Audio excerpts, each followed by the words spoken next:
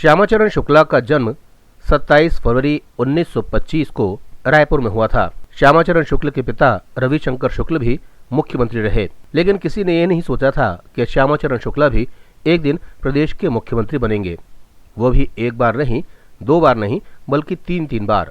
सोचा तो यह भी किसी ने नहीं था कि तीनों बार श्यामाचरण शुक्ल 5 साल का कार्यकाल पूरा करने से रह जाएंगे। श्यामाचरण शुक्ल ने जब होश संभाला तो उनके घर में 52 कमरे थे और मेहमान नवाजी के लिए नौकरों की पूरी पलटन थी। ऐसा कुछ नहीं था जो पिता के पास नहीं था, और जो नहीं था वो पिता की रसूख दिलवा सकता था। बनारस हिंदू विश्वविद्यालय से बीटेक करने के बाद श्यामाचरण शुक्ल ने पिता की तरह वकालत की और फिर वे राजनीति में आ गए। इन्होंने अपना राजनीतिक जीवन वर्ष 1942 के भारत छोड़ो आंदोलन से शुरू किया। उन्हें तत्कालीन मध्य प्रदेश की राजनीति में प्रारंभ से ही महत्वपूर्ण भूमिका निभाते रहने का गौरव प्राप्त है। श्यामाचरण शुक्ल रायपुर जिला के अखिल भारतीय कांग्रेस पार्टी के हमेशा महत्वपूर्ण पदों पर आसीन रहे।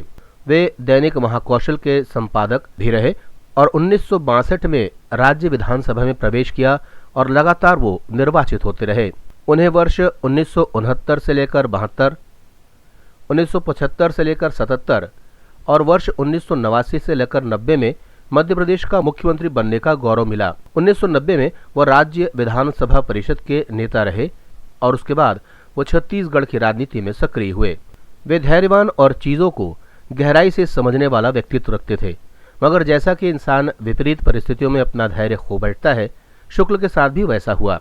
वर्ष 1970-71 के दौरान जब शुक्ल मुख्यमंत्री थे तो उनसे पहले मुख्यमंत्री रह चुके द्वारिका प्रसाद मिश्र लगातार शुक्ल के खिलाफ माहौल बनाते थे। चूंकि मिश्र का सीधा संपर्क दिल्ली में केंद्र की धुरी इंदिरा गांधी से था, इसलिए उनकी कोशिशें शुक्ल को हटाने की रहती थी। श्रीमती इंदिरा गांधी के लोग लगातार शुक्ल को अस्थिर करने की कोशिश में लगे रहते थे। शुक्ल की स्थिति लगातार कमजोर होती जा रही थी और इसका लाभ उठाकर कई तांत्रिक भी उनके आसपास घूमने लगे थे। वे तंत्र मंत्र के चक्कर में डूबे रहते और तांत्रिकों के कहनुसार कुछ काम करते। उन्हीं दिनों शिमला में हुए कांग्रेस के सम्मेलन में शुक्ल के खिलाफ पर्चे बांटे गए और कुछ दिन बाद उनके मंत्रिमंडल के 6 सदस्यों ने इस्तीफा दे दिया। इसके बाद शुक्ल पर दबाव बढ़ गया था। इस बीच इंदिरा गांधी ने भी शुक्ल को हालात से अपने स्तर पर ही निपटने की सलाह दी गई थी। इससे शुक्ल बहुमत के बावजूद अकेले पड़ गए थे। आखिरकार 27 जनवरी 1971 की सुबह उन्होंने अपने पीए को बुलवाया और अपना इस्तीफा लिखवाने लगे। 14 फरवरी 2007 को श्यामाचरण शुक्ल की मृत्यु छत्तीसगढ़ की राजधानी रायपुर में हुआ। ब्यूरो रिपोर्ट, जनता से रिश्ता।